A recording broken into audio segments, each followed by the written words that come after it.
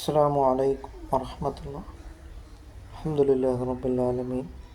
വസ്സലാത്തു വസ്സലാമു അലാ അഷ്റഫിൽ മുർസലീൻ വഅലാ ആലിഹി വസഹ്ബിഹി വസല്ലം.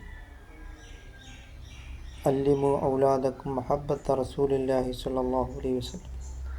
നിങ്ങളുടെ മക്കൾക്ക് റസൂൽ കരീം സ്വല്ലല്ലാഹു അലൈഹി വസല്ലം തങ്ങളോടുള്ള മഹബ്ബത്തിനെ നിങ്ങൾ പഠിപ്പിച്ചു കൊടുക്കും.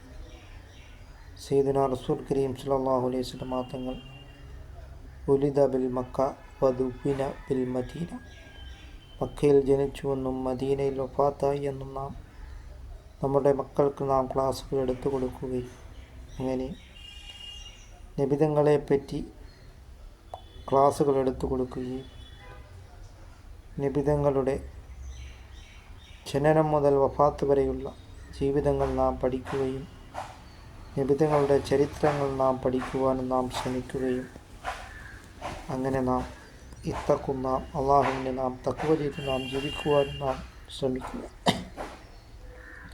നിങ്ങളാരും തന്നെ മുഅ്മിനാവുകയില്ല ഇല്ലാ ബിഹബ്ബി റസൂലില്ല, റസൂൽ കരീം സല്ലല്ലാഹു അലൈഹി വസല്ലം തങ്ങളെ ഏറ്റവും അധികം മഹബ്ബത്ത് വെക്കുന്നത് വരെയെന്നാണ്. അതുകൊണ്ട് ഉമർ ഖാദി റളിയല്ലാഹു തആല അൻഹു നബിതങ്ങളുടെ മദ്ഹ് കാവ്യങ്ങൾ ധാരാളം പാടുകയും അങ്ങനെ റൗള ഷരീഫിൽ പോയി നബിതങ്ങളുടെ മദ്ഹ് കാവ്യങ്ങൾ പാടുകയുണ്ടായി. അങ്ങനെ ആ റൗള ഷരീഫിൻ്റെ ഗേറ്റ് തന്നെ തുറന്നു വന്നതായ അത്ഭുത സംഭവം നമുക്കറിയാവുന്നതാണ്. അത് മഹബ്ബത്തു റസൂലില്ലാഹി സ്വല്ലല്ലാഹു അലൈഹി വസല്ലം, പുണ്യനബി സല്ലല്ലാഹു അലൈഹി വസല്ലം തങ്ങളോടുള്ള മഹബ്ബത്ത് കൊണ്ടാണ് എന്ന് മനസ്സിലാക്കിക്കൊണ്ട് മദീനത്തു റസൂലില്ല, മദീനയുടെ രാജാവ് സയ്യിദുനാ റസൂൽ കരീം സല്ലല്ലാഹു അലൈഹി വസല്ലം തങ്ങളെ കൂടുതൽ മഹബ്ബത്ത് വെക്കുക.